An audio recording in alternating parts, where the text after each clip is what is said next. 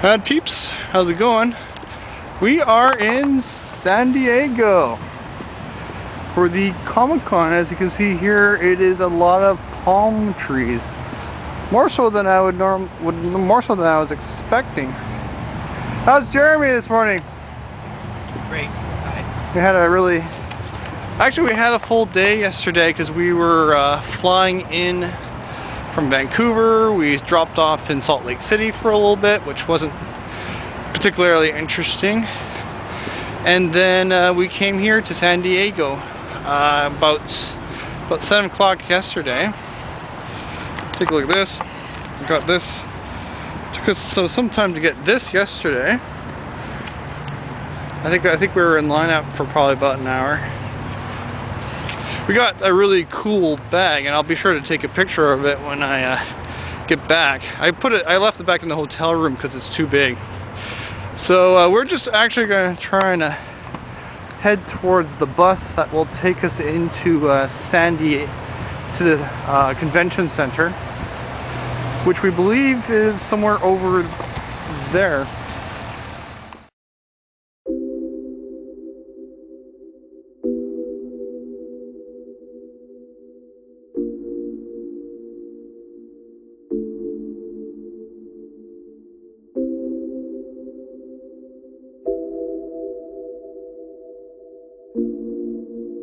And this, ladies and gentlemen, is Comic-Con.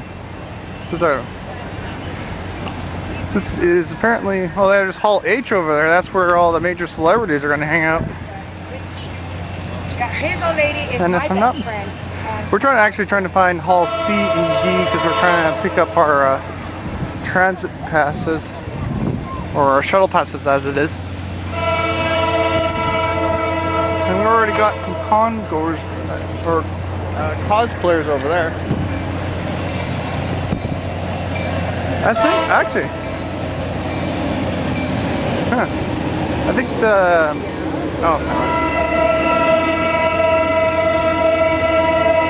is apparently the shuttle train over there, I think.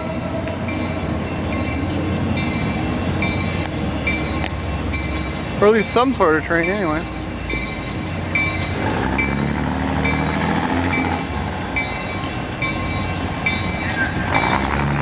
I actually have a costume myself. I'm going to have to put it on once we get in.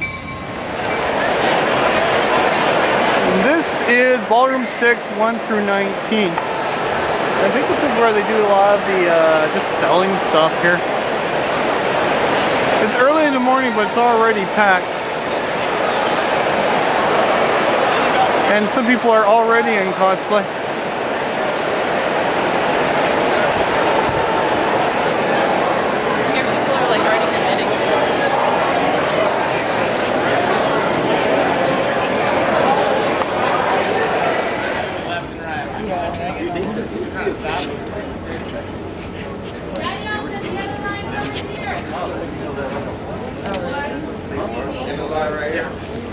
I don't know how Wolverine would attack it because it's like kind of like that, I guess.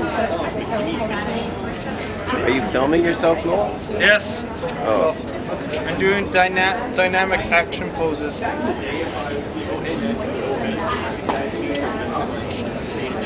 These are chopsticks that I spray painted.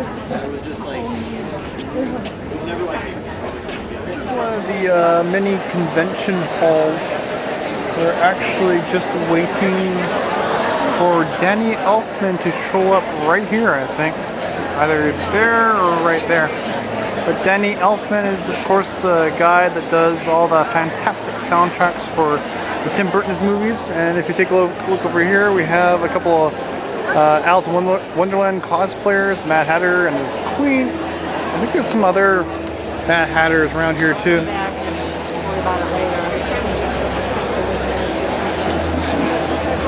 Apparently we're not supposed to be shooting video. And you worked for 25 years now with Tim Burton, so I first want to ask you, what do you think has made this collaboration last so long? What do you and Tim Burton kind of have in sync that's helped this collaboration be so incredible over the years? First, I just want to say hello. It's very embarrassing for me. Terrified of public speaking and tidal waves. Those are my two greatest fears.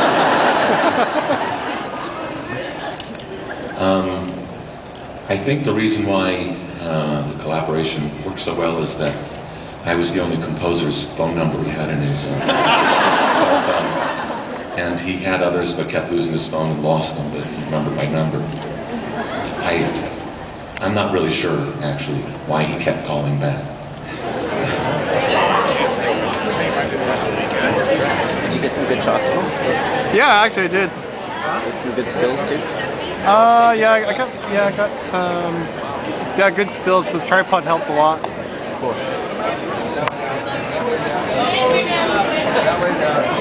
There's just Danny Elfman is taking signatures right now. I don't think we're gonna get in. There's too many people. Yeah, I don't have anything from the sign either. I'm just gonna get in inside my program. Yeah, I was thinking that too. Yeah, if we can get in. If we don't get crushed by the masses. There's another panel about to start. They're going to yank him really soon. Oh, right. okay. This is one of the, I don't know, it's exhibit hall where they exhibit stuff. Who did you just meet, by the way? Jerry Robinson. And who is Jerry Robinson? He was an artist and creator on the very, very original Batman comics. And he was, what else? He made... Co-created the Joker. He co-created the Joker. Wow. We actually got a picture of that too. I'm just going to get my camera. I'm going to try to get my camera working. Sure. I'm going to raise the camera up a little bit. The last Iron Man was on. Extend the neck. On. Woohoo!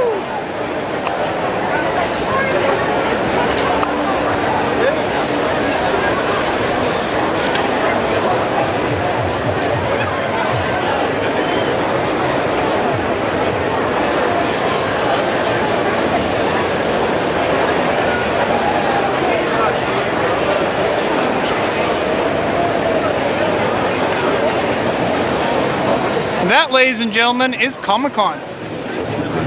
Holy Let me know if you want me to take your picture. Everybody can sing together. Explore Iron Man's technology, also exclusive to Blu-ray, What with is amazing that 360-degree footage scans that give you an enhanced view of our high-tech hardware. Oh my goodness, an Iron Man over here. It's alright. See more of the movie with 8 deleted scenes. Oops, I lost some others. Let's try Siri. This is Skywalker. Plus, a digital copy of the film for watching Iron Man 2 anytime, anywhere. And so much more. The whole movie is just ridiculously awful. This apparently has something to do with the upcoming Thor movie. Perfectly teed up. This, ladies and gentlemen, is Hall H. And this, ladies and gentlemen, is the lineup that we have to go into in order to get into Hall H. But apparently Hall H has pretty high capacity, I believe. It's about 5,000 people? Everybody.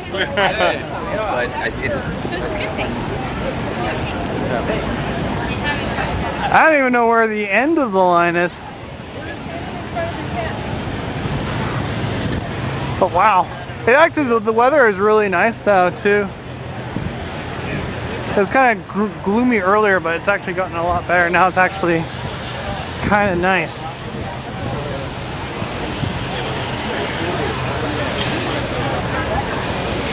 We've been directed in this general direction.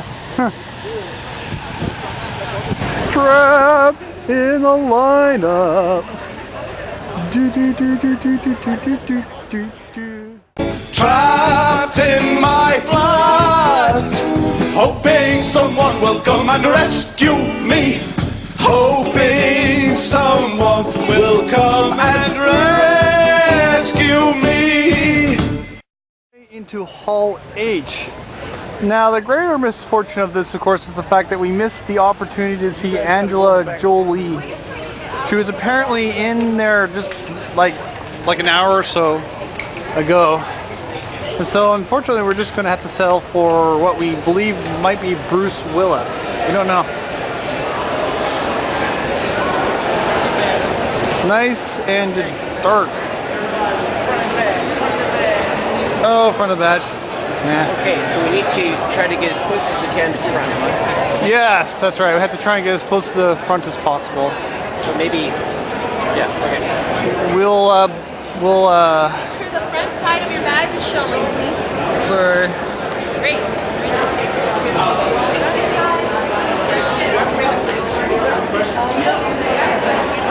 So this is Hall H. It's very dark. I'm not sure what is considered the front. I guess all the way in the middle there?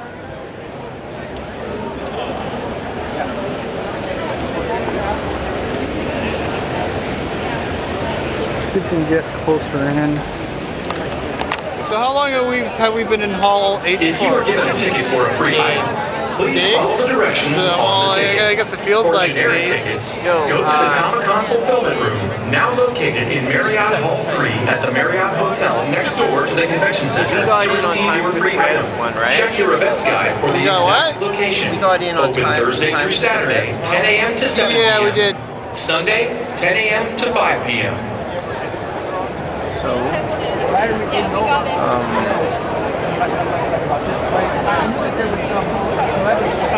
If you are leaving Hall H after this event, please leave via the doors to the left of the seating area.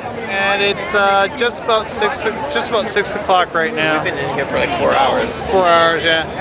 We're actually about to see, what are we about to see? We're about to see Scott Pilgrim. Scott Pilgrim versus the World. And I think this will be the last... We're recording this. Yes, I am. Hi. Yeah, this will be the last bit that we'll do in here, and then I think we'll go back out and get some food, and we're gonna do like one. Oh yeah, we're gonna go see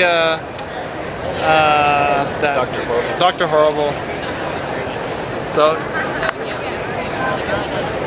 the red thing wasn't so great. Bruce Willis doesn't seem to have very much of a no, well, he didn't have much. I mean, I like his movies, but his panel personality was terrible. And we just we saw Sylvester Stallone, and he was fun. Like, he was a lot of fun. And yeah, great. He put on a really good show for everyone. He was for a panel for the Expendables that he was doing. So we're gonna watch Scott Pilgrim in about 10 minutes. The microphone. Scott Pilgrim franchise rocks. Like everyone else here, I'm a Scott Pilgrim fan. My question for the author of the awesome books, Mr. O'Malley, who's inspired you to write the terrific series? By the way, the movie looks awesome.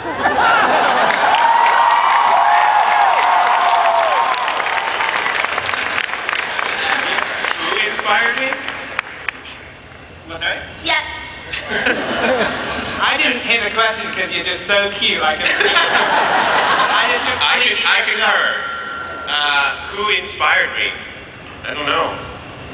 I think I inspired myself. I'm a super genius. Yay! Ladies and gentlemen, Megamind.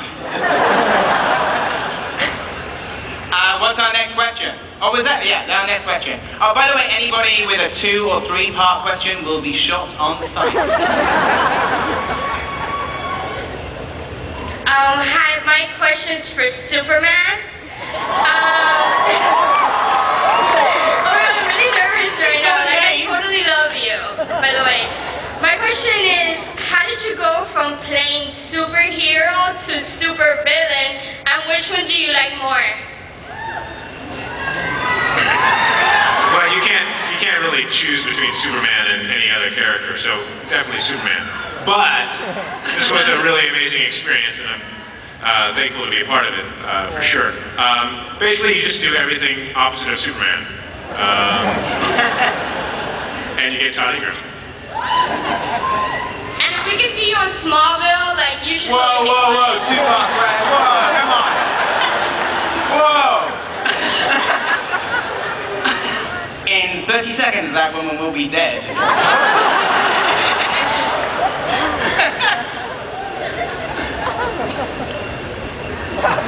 So this one's from Michael Cera, aka Captain America at the moment. I just wanted to know, since you do comedies mostly, are you afraid of being typecasted for future films? So much, yeah.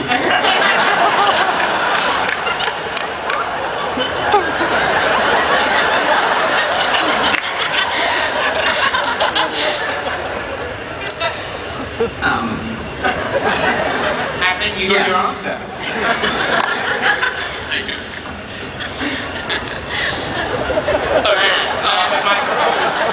I'm one of those guys who wants to see every little detail from the comic make it to the film. So with that in mind, Ellen, Allison, do we get to see you two make out? Yeah! You'll have to watch the film to find out. Like in the film or now? Hey, well, this is not the MTV Movie Awards. But seriously, make out. Okay. Okay, my question is actually for you, Edgar. And given your past with British comedies like Space and Shaun of the Dead, why did you decide to go towards, graphic novels like this one? Well, when I read the first volume, I was just really, not only is it a great kind of like sort of piece of work, but I just really like the metaphor of like sort of romance and action and about how much you would fight for love. And in a weird way, even though Brian had never seen the show, when I read the first book, it actually reminded me a little bit of Space, and it was something that was nice to be able to return to something that's like fantastical, and it's essentially about kind of, it's about, people like me, it's about kind of geeks, but it flowers into something kind of insane and outrageous. So when I was reading the first volume, I think it was even by the time I got to the Matthew Patel email scene, I was like, okay, I'm in. So, yeah. We just got hit with a really big surprise. The creators of Scott Pilgrim did their whole thing on stage, and apparently, what they did is they handed out a bunch of buttons, and it was just like a bunch of random assortment buttons. We have like one button right here, and one button right here. Now the thing is you had to have a particular button in order to be able to see a free showing of Scott Pilgrim versus the World. And since we won this button right here, we're going to go see it right now. And even Jeremy got one too. So, yeah. I think there might be a chance that we might actually get to meet the cast, although I'm not completely sure yet, but we're gonna go see the movie anyway, so that should be really cool.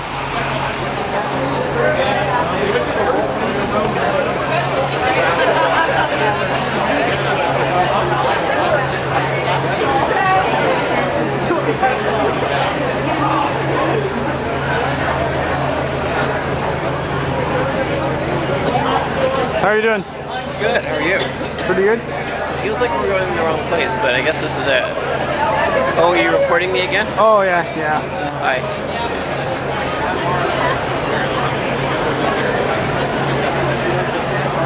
Actually, yeah, I was probably going to go see this movie anyways. I've been sort of meaning to collect I was sort of considering collecting the comic books. I know that they're selling at, I think they're selling at Secure Media too.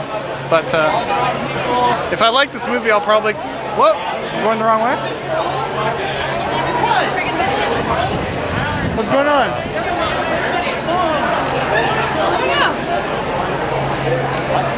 Apparently we're going the wrong way. So just like sheep, we are following everyone else, considering we don't have any other option but to do that.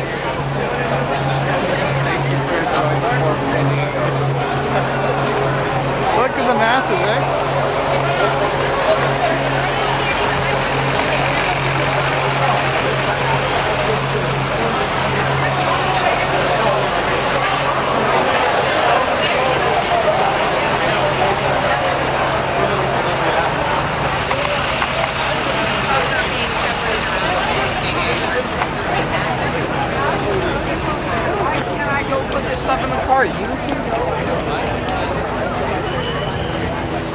Actually, it's kind of nice to be outside.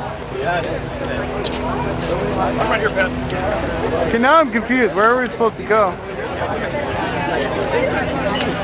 trying to find the Balboa Theater. I can't get any. What's the name of the hotel? You know?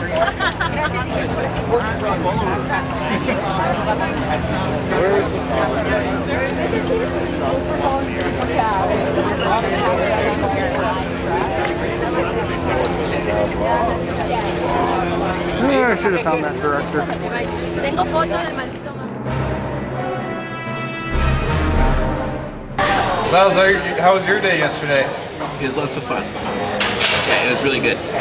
Especially seeing the Scott Pilgrim premiere. That was cool. Yeah, that was pretty cool. Yeah, we did, after some trekking up many streets and a few misdirections, we did finally get to see Scott Pilgrim.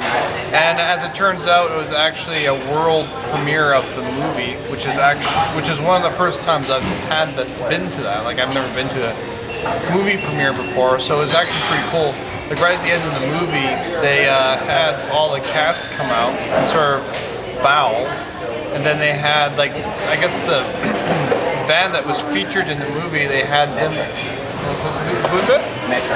Metric. It was a Canadian band, I believe. And they came at like right at the end, and we watched them for like I guess about an hour. But yeah, it was a really good show. And as for today, I think we're mainly just gonna hang out in the main convention center. There's not really much to see in Hall H, but we will be certainly back in Hall H on Saturday for more celebrity appearances. Oh yeah, speaking of celebrity appearances, yeah, we saw Bruce Willis, and we saw Sylvester Stallone, and we saw that, I forget what the guy's name was, Scott Pilgrim is. Michael Cera, yeah. So Golf long really? yeah, so we saw like a ton of celebrities. It's crazy. So we're just gonna continue what we started off doing yesterday. So this is who? I think this is Seth Rogan, right? Seth Green. Rogan is bigger. Yeah. It's Seth Green. He's Buffy the Vampire Slayer, and I think both of these guys do Robot Chicken. Anything you guys need, just let us know. We're so excited about it. Cool. All right. We start, we're in production now, and I think we have launch in December. What's that? Yeah. My favorite one is the She-Ra one. Oh my god. Wrong time of the month. Yeah, we have another Molar sketch, another Skeletor thing, and then we have a new gym-related He-Man sketch. What about Stinkor? Stinkor will be in one that we have come out. Awesome. Yeah, so we just recorded our Stinkor voice, which there isn't much reference for. One thing he's up there. We just got one in the room. This is the one mic? I guess so. There they go. All right, first question. Ask anybody on the panel, and of course, JG from the regular show. Yeah, for regular show. This question is for Penn. In the episode where Tree Trunks explodes and then goes somewhere, where does she go? The crystal dimension. She's in the crystal dimension. Hey guys, love the show. This is for Pat and Penn. Because of the bizarre and random, seemingly random nature of the show, what's the writing process like? How do you filter that?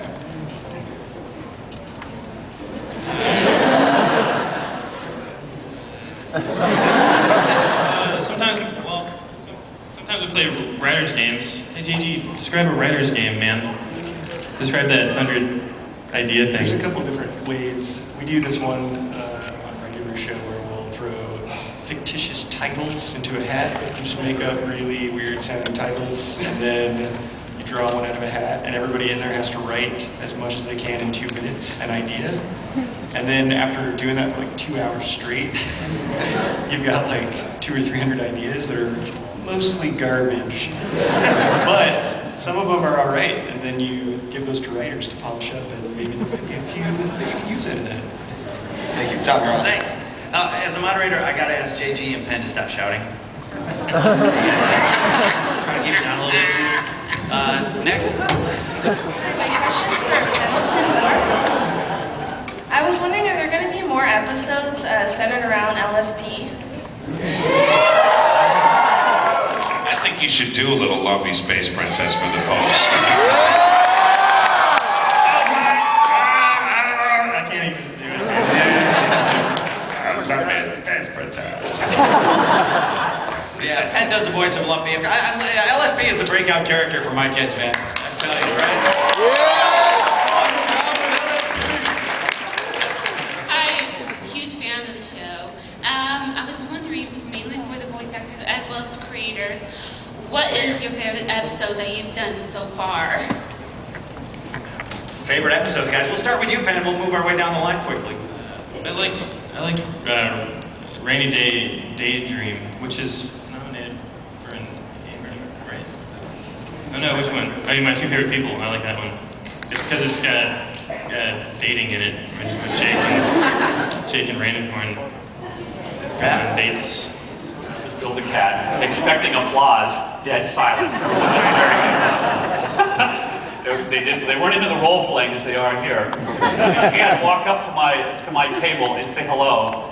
Well, everyone was just waiting for something to happen. Of course, it didn't happen. It was one of her, I think, worst days ever. Allison, would you please stand up so these people can give you a round of applause? I mean, you are now with your group.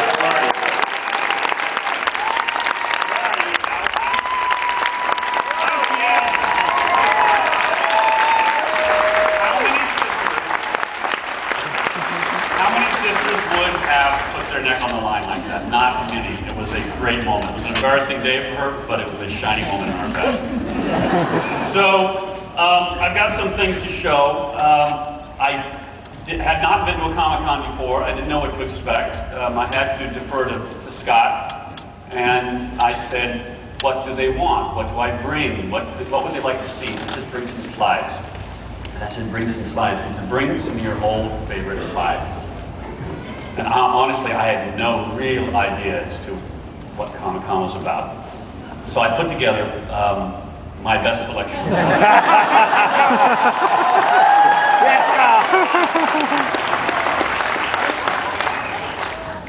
This is one of my favorites. Spent a lot of years on this in Encino, California. This is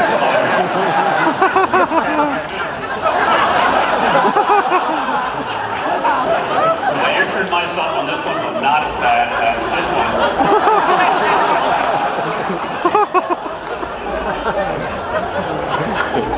So this actually is a segue to my theme, believe it or not, which is the thing that most fascinates me walking around this cathedral of creativity, which is, again, new to me, and I am just freaking out because I'm not used to seeing so much creativity jammed in one place. Nuttiness and craziness, yes, but this is where people have ideas. I love ideas. I'm consumed by them. When I see a great movie, I want to know who wrote it and where did they get the idea. We're trying to get into the Scott Pilgrim exhibit that they have here. It's something that's apparently external to the convention itself. I'm not even sure what this is, but we did get a really nice bag for extra trouble. Maybe we'll get some signatures or something. Or we'll get another shirt too. Cool. So this apparently is the Scott Pilgrim experience. And this is us experiencing, apparently. Oh, they got the game over here too. Cool. I heard that they had a game.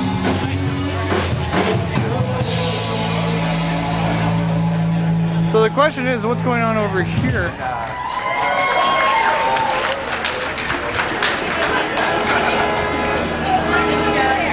We got 2 more songs for you guys. Oh, cool. Come close, make us feel like rock stars right now. Let's pack this place up. There's a lot of people back there. I know you hear me. We got 2 more songs for you guys. We are Gorgeous Got a Gun. Thanks for having us. We will be here tomorrow at 11 a.m. again. Everybody, come with me now. Let's go. Let's take a little trip. me out.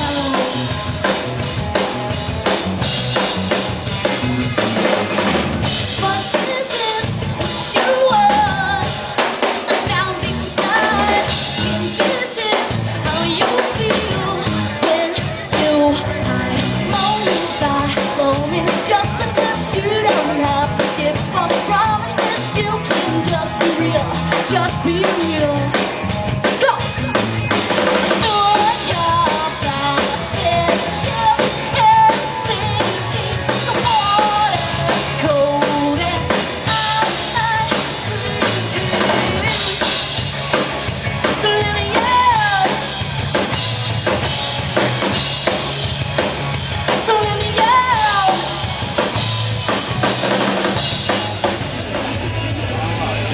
They get rough and tough.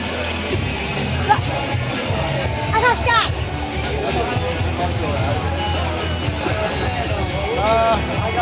How do I select character? I got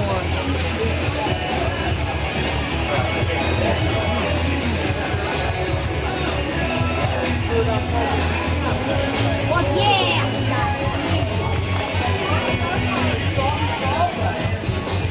Here I come.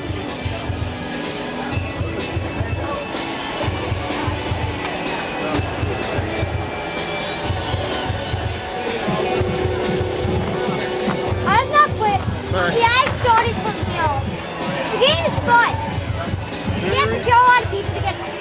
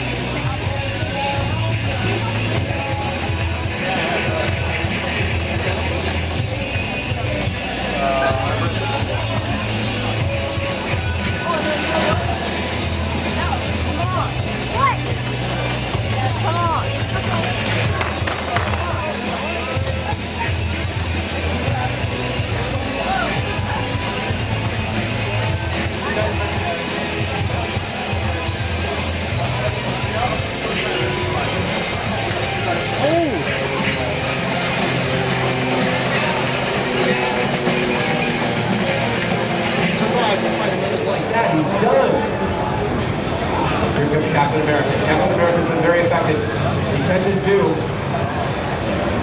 And even the Hulk caught it on the chin. Oh, that's going to be This Marvel vs. Capcom 3. Apparently it's in full 3D this time. The Hulk in a very dangerous situation here, and any super could eliminate him. And without the Hulk, oh, smart throw. That could be it for the Hulk. It is. I like this pretty even match. Hulk is by far than any most powerful character, so without it, we'll see if he can get the job done. This is due. Smart stuff. Short charging star, very safe. Here comes Iron Man. Metal Man against Metal Man. One is the ruler of Liberia. Never a place I want to go to. The other a billionaire industrial playboy. Both have ridiculous outfits. Oh, like snap. Both throwing projectiles across the street. Two connecting there. Iron Man looks frustrated.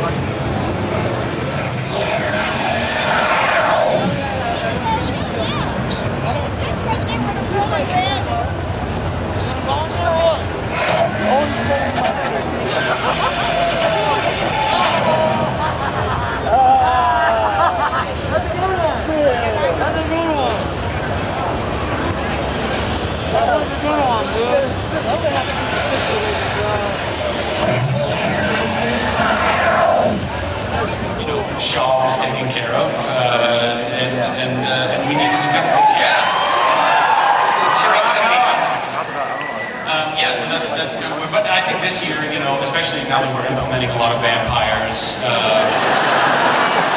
just you wait, guys. It's getting crazy. And I look very good with these incisors. You have no idea. No, it's gonna be, it's a lot of fun. And not to say too much before tomorrow's panel that some of you will be at, but what are other keywords I can say to make everybody go, woo? Mom, yeah, Mom, I love you. I love you too, I do. I remember when we were art directing the movie, we made deliberate choices to make it not look like Batman animated series. And yet when I watch it, it kind of looks like Batman animated series. It's like even the Batmobile design, it's like, it just looks like Batman animated series like on steroids or something. It's like... Right, yeah, I mean, we stripped out, I think, the Art Deco, I think, was sort of the trademark of Batman the Animated Series. So we stayed away from Deco and tried to find a more modern sensibility to the building designs. And again, just pushing the scale, too. I think you see that in, like I said, the Akira movie. Yeah, wanted that. It's a little extra element of fantasy on top of that reality, I think. But I think it worked well. It worked out okay. Reality, but DiMaggio there is leading Markellum over there with a crowbar. There was not much blood. Was that a conscious decision? Not much what? Blood? There's some blood. I mean, it's tough. You know, the nature of the story is what it is. And yeah, when we start a movie with a, teenage boy getting beaten to death by a serial killer with a crowbar, there has to be some blood. Yeah. We have to always keep in mind when we're making these movies that, it is still going to be PG-13. We cannot have an R-rated Batman movie. And it's very hard to know in advance how far we can push it. And just from experience, literally our Wonder Woman movie, we didn't get an R-rating the first time we submitted it. It surprised us. So we had to make some cuts, and it was like, we kind of ran out of time. It was like, we can't really afford to do that this time. So we were just very cautious. We actually had a couple scenes that were pretty bloody. There's one shot where Robin's looking up towards the door, and he had already crawled across the floor, and he'd left like this 3-foot wide trail of blood. And it's like, well, A, we're not gonna get away with that, and B, that's like 10 pints of blood from here to the door. So we had to pull back. There's enough there, I think, that you get the point. Yeah, so. We lit a guy on fire, blew someone's head off. Little things. That light the guy on fire thing blew me away. That was the first time I saw that. I was like, oh, this is nasty.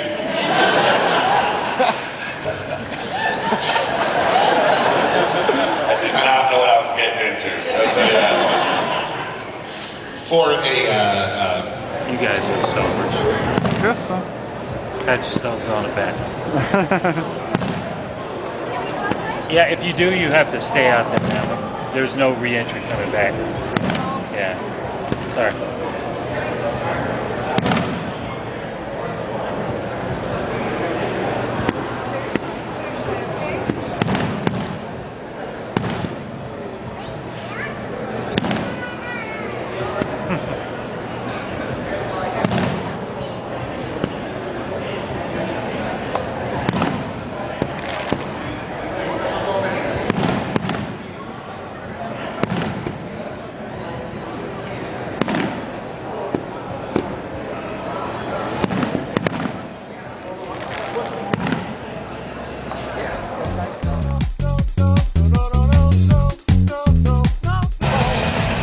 Hi guys, today is Saturday. We're actually just in the lineup for Halt H again. I think our line is moving too, but we're probably going to spend the day camped in Hall H, considering all the cool stuff that's going to be happening in there.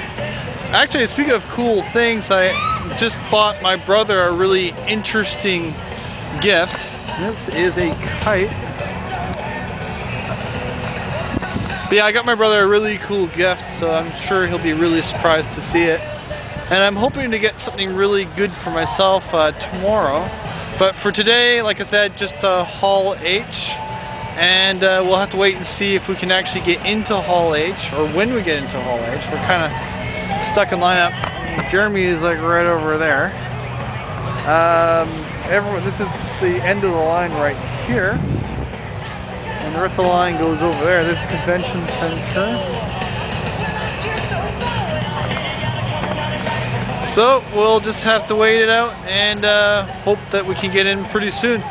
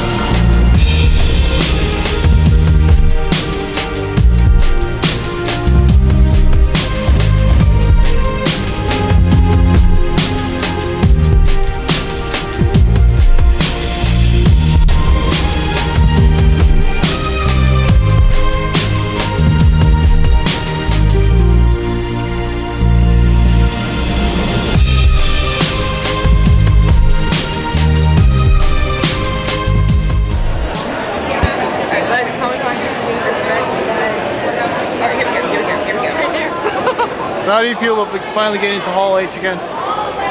Relieved. Yeah, no problem. No problem. We're good, we're good. Take off and worry about the music center. She mentioned Warner Brothers, blah blah blah, blah blah blah. Here we're coming to bring it. Oh, we need to get our 3D glasses too. Thanks a lot.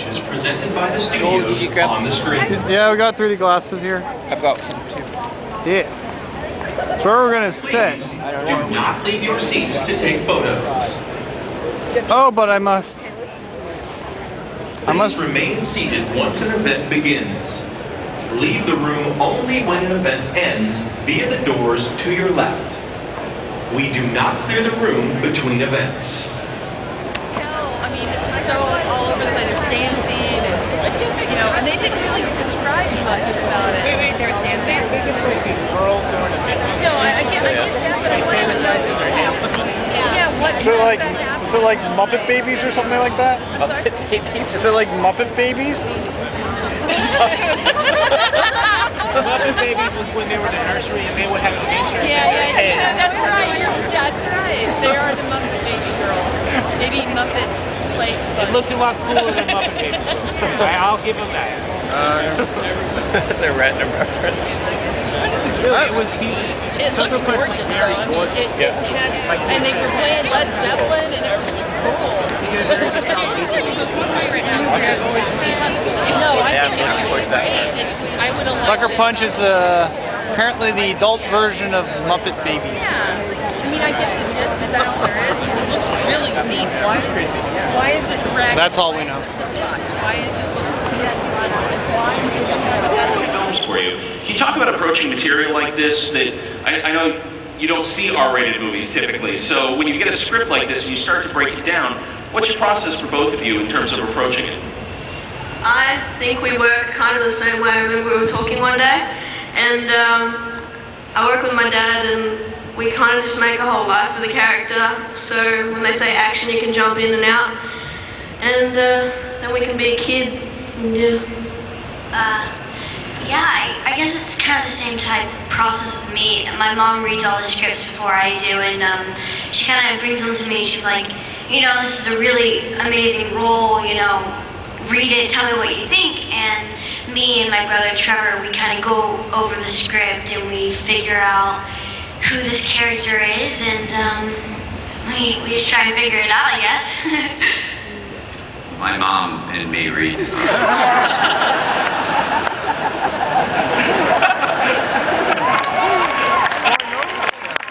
From like Kick-Ass to as far back as Amityville Horror to this new role, Let Me In.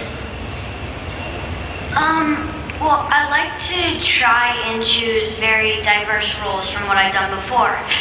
And I definitely say that just between Kick-Ass and Let Me In, I say that Hit Girl compared to Abby, are actually very similar in a kind of twisted way. They're both very, very, very strong girls. One, of course, is, you know, about 200 years older than the other, but they're both very strong and they know what they want and they're very mature. And I don't know, you know, I just try and choose very diverse roles, and I like getting very involved in, you know, trying to figure out the backstory about my characters. Like, for instance, Abby. Me and Matt came up with this whole crazy, twisted plot line. The original film, and also if you have, did the performances in that film inform your performances in this one?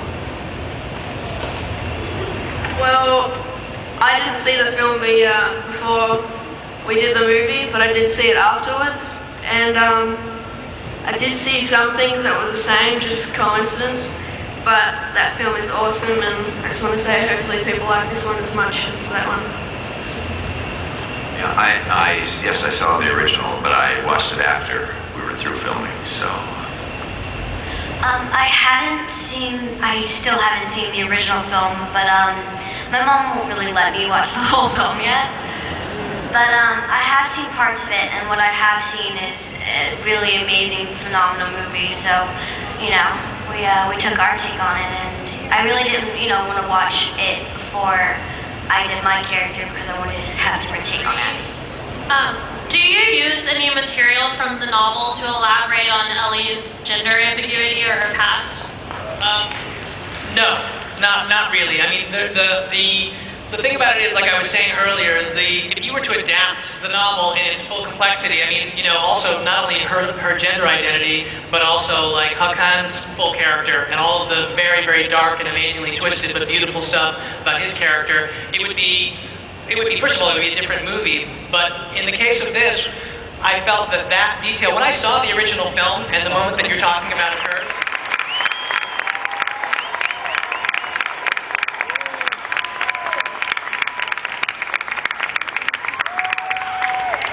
Take a seat, everybody.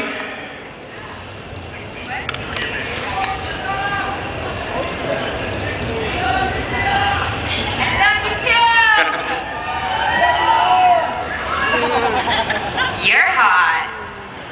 Oh, this is just like an action film. Like, I don't like making like these stupid action. I mean, like Allie elevates any material that she's in. Wentworth is such an incredible actor.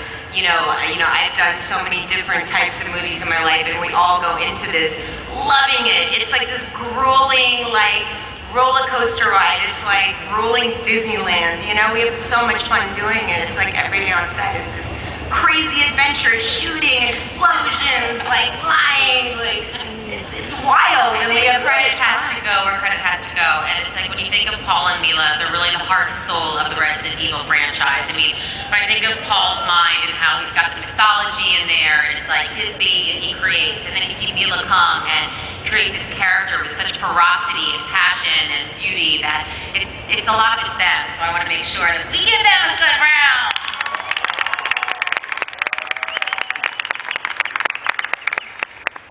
Very, very, very lucky with the people we've worked with. The actors have been incredible and excited. And that's what makes these movies excited, is that we're excited.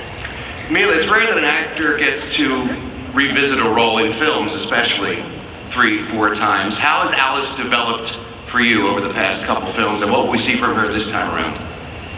Well, you know, I mean, Alice is the kind of character that just keeps evolving. And, you know, for me, I think every actor's dream is at the end of a movie, you always wish you could start all over again, because now you finally got the character. And here, I get to come back all these times over and over and tweak things and change things and add things. And she's just gone through so much. I mean, in the first movie, she was this innocent, but then she's not, because she caused this horrible virus to escape. And in the second one, she hates herself and she hates what's happening. The third one, she's like a loner trying to protect the people that she loves. You know, and in this one now, I think she's a little bit more, you know, just human and loving to like get her friends together and get that team that's going to take Umbrella down. Ali, were you eager to take another shot at Claire too? Did you want to add some things to that character? I was so excited, yeah. I mean, a couple of years ago, Milla came up to me at the party, she's like, Paul's writing for you, but don't say anything! And I was so excited to get the chance to come back and play Claire again, and just his ideas that he had going into this new film. Number one, I was so excited that it was going to be in 3D because it just brings such a fresh, new feeling to this franchise. It's so exciting. The fact that Paul was directing was something that I was really excited about because, I mean, this is his baby, and to be able to be on set with you was amazing because, you know, if you have any questions or anything, there's your, you know, wealth of information, which is just amazing for an actor. And to come in and to play Claire again was just so great. I mean, in this movie, I think of her as really searching for her identity again. She's someone who's had a very hard shell around her, and with some of the things that have happened to her at the beginning of this movie, she has to question that, figure out who she can trust, and really what the true meaning of family is. It's interesting to kind of explore that family dynamic between her and her brother. Now, Wentworth, you came on joining a company of people who had a lot of history, who had worked together before. You were kind of the new guy on the block. What was that experience like? You know,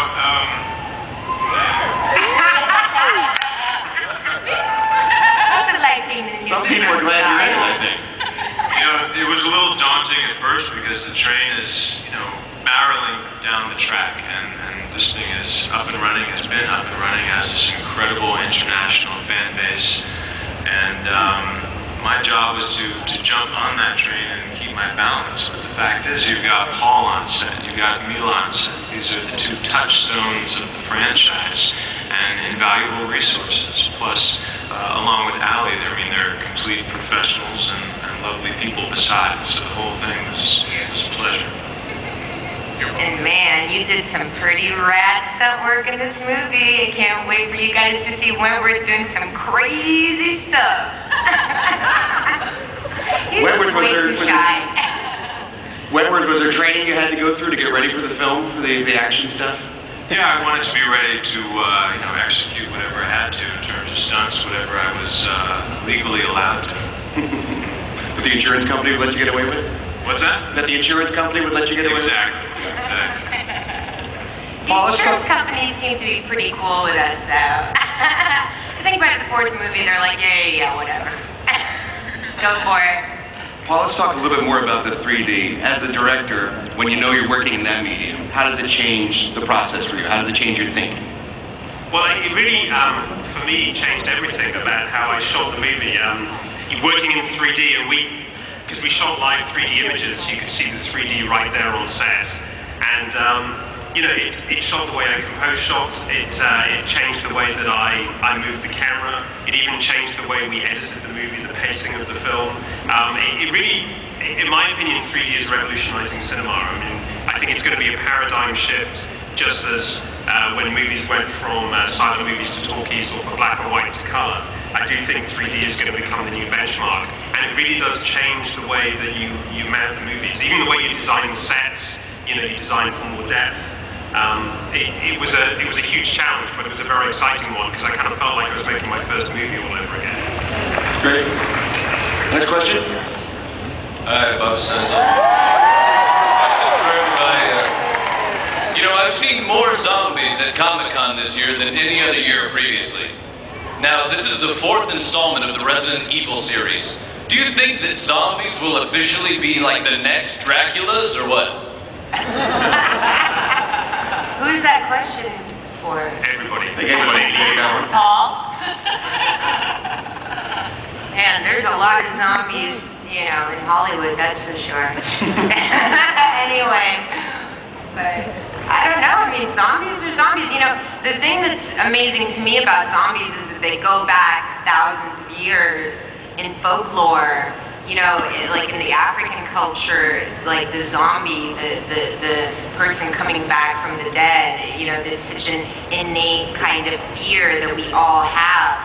That's almost biological in a sense, that fear of getting buried alive, that fear of someone you love coming back, that fear, just, it's so kind of innately bred in us for thousands and thousands of years that I think zombies are going to be around today, yesterday, and thousands of years from now.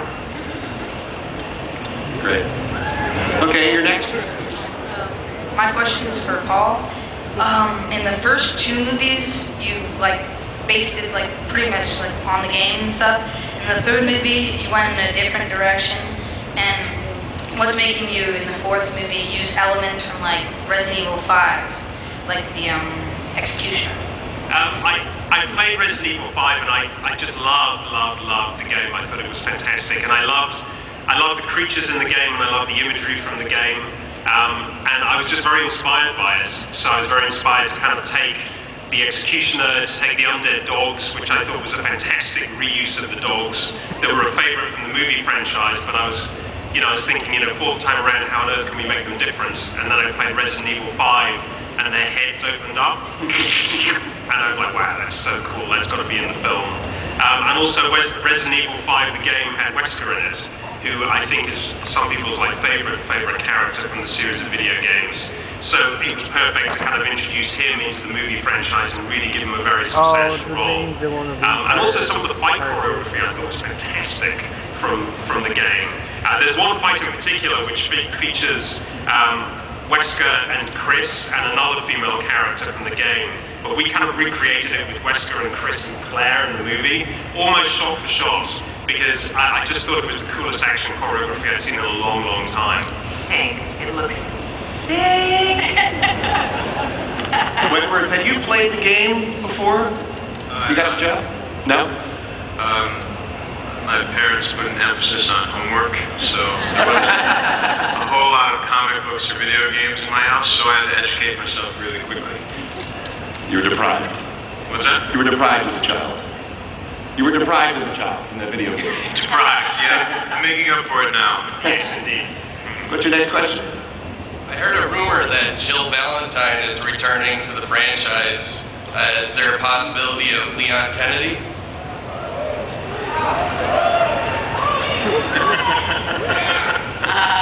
Don't look at me.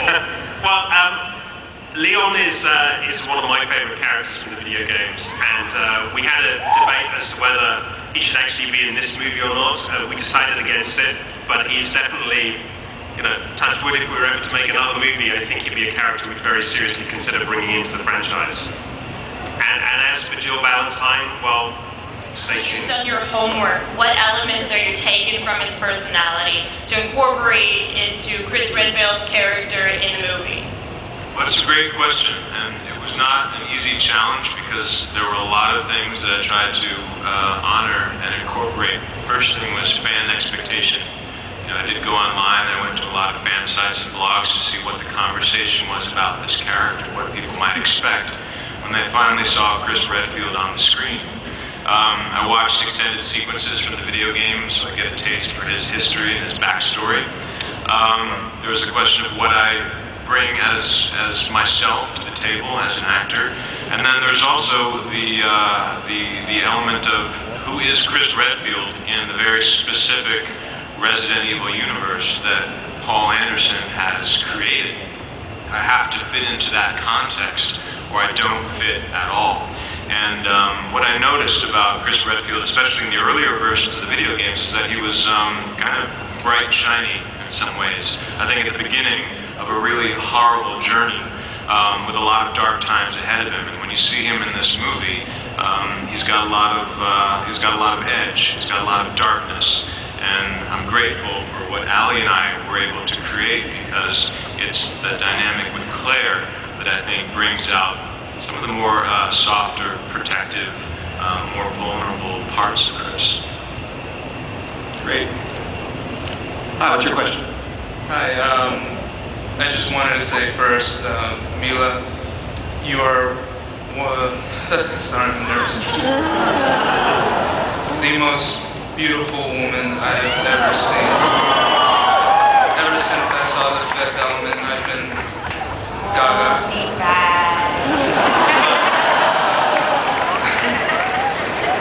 Dude, your husband's right here, dude. He's a very lucky man. That's cold. Very lucky man. But I wanted to ask if you had the same fight trainer from the last film, Charles Courier? Because I personally know him and I just was wondering about that. Oh, Charlie. No, not Charlie Guns.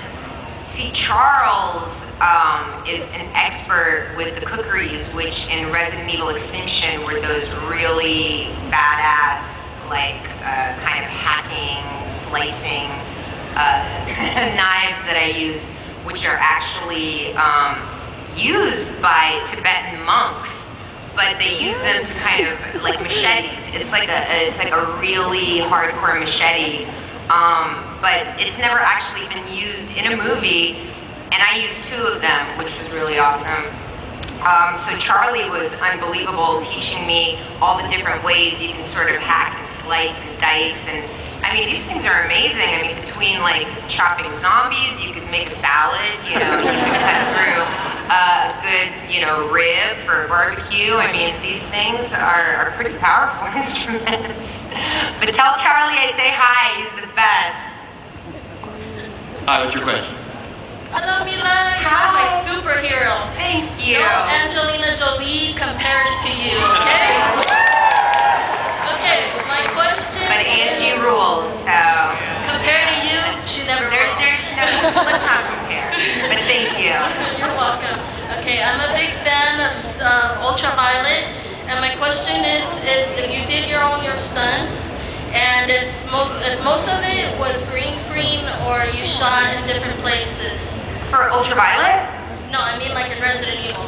Oh, Resident Evil, well, in this one, like Ali was saying, I mean, we did a lot of location work, so that was very challenging because doing stunts against a green screen, you know, is very much easier than doing stunts outdoors. Like when we did Extinction, and we were out in the desert, man, 135 degrees, we're like hung on stunt rigs, like with the coat, I mean, sweating. I mean, it was really horrendous weather, and that becomes such a challenge. So of course, getting into a studio that has air conditioning and, you know, is sort of an isolated place where you have the space and the safety to do things. You know, when we were out in the open, like the wind would start, the dust, and suddenly I'd be swinging 50 feet in the air, like, okay. So definitely in this movie, because of the 3D, we did a lot more stunts against the green screen, and just based on the kind of stunts they were, you know, they had to be done against the green screen so that later Paul could put the background in. So yeah, I think for most of this movie, the stunts were very much green screen, apart from, you know, the airplane graveyard sequences where we were knee deep in mud and our tractors were a lot of it breaking was on down. stage, but I mean, the scene you just saw was there's no green screen in that. That was all shot on a set. Yeah, the scene with Ali and the accident dude, what's his name? The executioner. Yeah, that was all on stage, you know, I mean, that was definitely not a green screen. When you're shooting a scene like that we saw with the Executioner, was the water actually going? Were they dealing with all the elements that you have to deal with in a scene like that, or can you add that in post? Can you work that in later? Oh, there was water. Because there's water in the scene, but then each time you have to start and stop, you have to get sprayed down again, so you're freezing cold. But, you know, it was really interesting because we shot that with this Phantom camera, and the Phantom camera is, I like to say it was the diva on the set. If it was too hot, it would get steamed up. If it was cold, it would freeze up. And you could only shoot like 23 seconds at a time. So you had to be so patient with it, but it really gives you, I mean, this amazing visual, and it was exciting to get a chance to use that camera, because that's one of those that came straight from James Cameron, and you just, you know, you get to see how cool that sequence looks.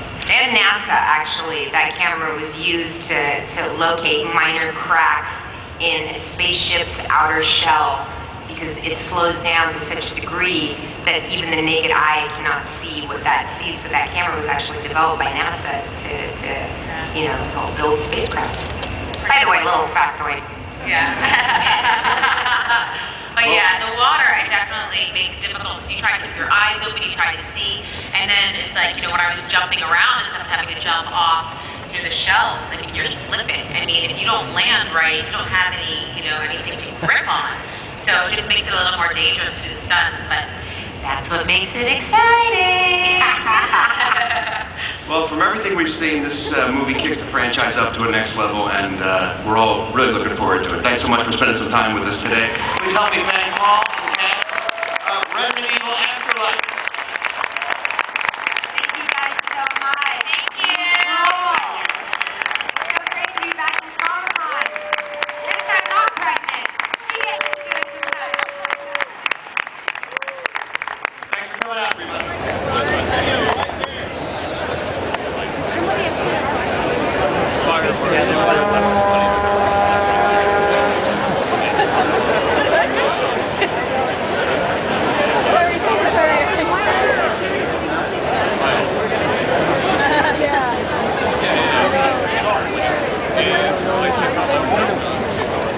Apparently a fight just broke out in Hall H. Police and paramedics have arrived and are, I guess, trying to deal with the situation.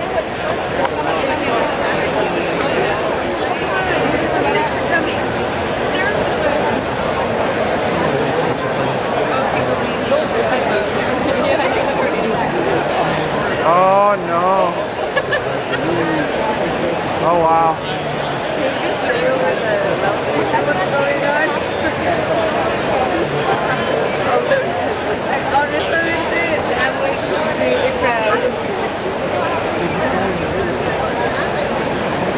Down there, you know, when you were preparing for the film. So what was that trip like? Yeah, we did. We did a road trip. We did the journey that's in the film from sort of California down to where did we end up? Wyoming. Yeah. And because we felt like we wanted to get to know America, and if we wanted to write about it, we had to know it. So we did the tour in an RV and had an incredible adventure. And a lot of what happened to us on that trip is in the film, including meeting an alien. That's pretty sweet. The thing about doing a road trip in America as well in an RV is you draw the route that you'd like to take on a big map. And it doesn't look that far. And then after you've been driving for 10 hours the first day and you realise you've kind of gone a centimetre, you realise that you kind of have to think about moving your flights because it just takes so long to travel across America. It's a big country. Sure then! You don't realize it because you think there are hundreds of millions of people in America, and then you just get to these stretches where there's nothing. Well, we went like a whole day and didn't see a single soul. We saw one old woman on crutches hitchhiking. That was it, in like hundreds and hundreds of miles. Did you offer her a ride? No, we didn't. No. So how did you get Greg Matola on board? He was available. No, we after Tommy Wiseau. We saw Superbad and we loved the way that Greg directed it. And you know, comedy isn't just about pointing a camera at funny people. There needs to be humor within the direction, and Greg just framed that film so beautifully that we decided he was the man for us. Now, Greg, do you have any? I'm having trouble. Can you guys hear each other? It's like there's no monitors on stage. I can't. If I'm not responding like I can hear you, it's because I can't hear you very well. If there are monitors on stage, now would be a good time to do that in front of 4,000 people so we can hear each other. Greg, do you have any? So when you first got on board, like what was your take? Well, I was already a huge fan. I mean, if I ever could make a movie as perfect as Shaun of the Dead, I'd retire. That's why I haven't retired. Yeah, Simon and I had a meeting. He'd been shooting all night long, finished a movie. It was the day that Superbad was opening. I was very nervous, he was very tired, and he told me the premise for the film. They hadn't even finished the script yet, and I begged him to consider me. And they were nice enough to send it to me a few months later. Yeah. I want to ask Jason Bateman a question, because you play first of all, why are you so awesome? That's my first question. I don't know, I mean... You can have a chocolate for that. Thank you. A little kiss from Jason Bateman. Second of all, you play the character of Lorenzo Zoil. Just think about that for a second, people. It took me a second too, Lorenzo Zoil. So, what is, but this seems like a little bit different of a role for you, because normally, to play this really sweet, nice guy, you know, that is kind of surrounded by this world of craziness, and you're kind of the badass of this movie. You're sort of a hunter. Yes, in this I get to play the bad guy. I am, I don't know how much we're allowed to say about this movie of ours, Paul. Nothing. Not much up until Paul dies at the end. You can't say anything. What? Yeah, dead. No. I play the bad guy. I play the guy in Hot Pursuit. If anybody here liked Midnight Run, I basically play Yaphet Kotto minus about 100 pounds and with lighter skin. That's about it. Yeah. And then Bill Hader, you and Latrulio are sort of the backup guys to Zoil. Yeah, we're kind of like Peter Coyote and E.T., except not just the crotch and the keys. You get to see our whole face, which is good. We're kind of just stoked about the idea of being like FBI agents, kind of, right? Yeah, like kind of an Abbott and Costello type of. Yeah. It's just me playing a long line of bad authority figures in Greg Mottola movies. Does Greg let you guys improvise a lot, or is he like, no, stick to the script or I will break you? Right, yes. He must be stupid. Sigourney Weaver, I read the script. I know. Come on. Sigourney Weaver, ladies and gentlemen. Now you can't be a straight. Yeah, I know. I mean, every time you just want to stand up and give her a standing ovation. Have you been to Comic-Con before? I mean, 4 Aliens, 2 Ghostbusters. I mean, you've probably been to Comic-Con before, right? And Avatar. Avatar was a comedy. Well, no, I love comedy, and I was thrilled and overjoyed to be working with this ensemble. I was a big fan of Simon and Nick's and Greg and Jason's and Bill and everybody. I was a big fan of everybody here, and so to suddenly find myself in this incredibly witty, moving, exciting movie was really a thrill for me. Now you're kind of a voice for part of it. So did you not get to go out and shoot with everyone, or were you separated from the cast in that way? An actor learns to put everything into one's voice when one has to, and so I did that. But I do appear eventually, and I play a very glamorous, pivotal figure. Kind of a badass, I think. I hope so. Yeah, no, seriously. That's what I was going for. Jeffrey Tambor,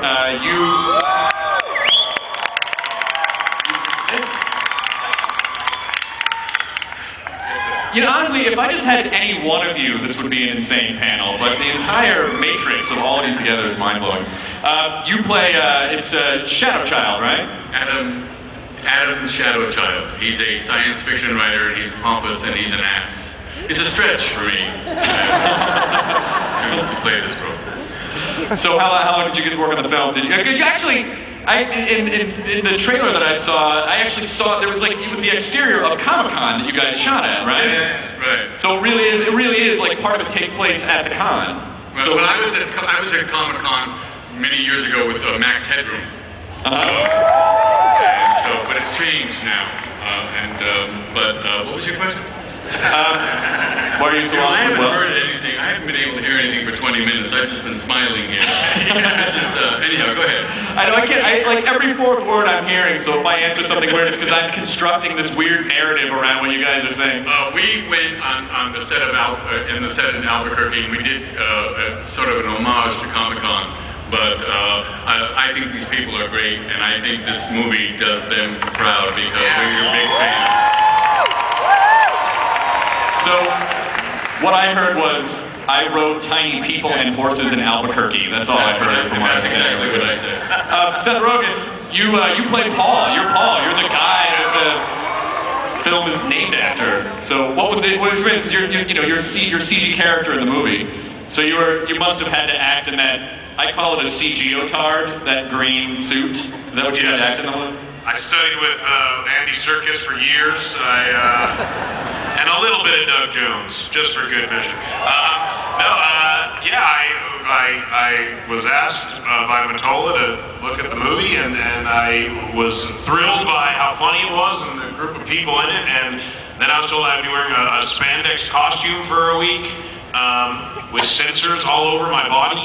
And I would be turned into an alien. And and it was an alien who did disgusting, horrible things that I find hilarious. So I was excited to get to take this technology that many very smart people have spent a very long time developing and pretend to jack off with it, basically. Yeah.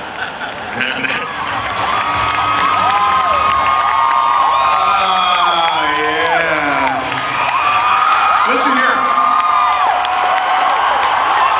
Don't anybody stab anybody anywhere until I'm done talking.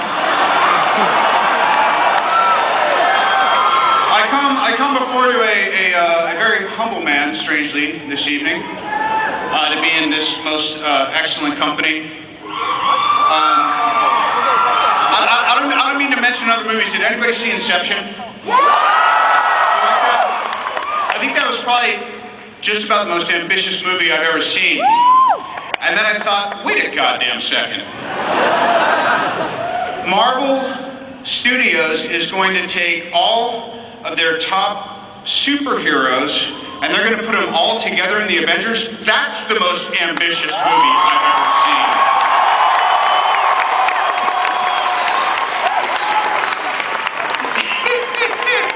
I can't help myself, I don't know why.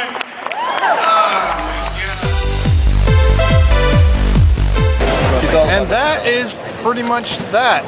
We are on the last day of the Comic-Con, and we have about 2 hours till we have to fly out. And as you can see, it's actually not as busy as it has been for the past couple of days, which is good because it makes it easier to move around.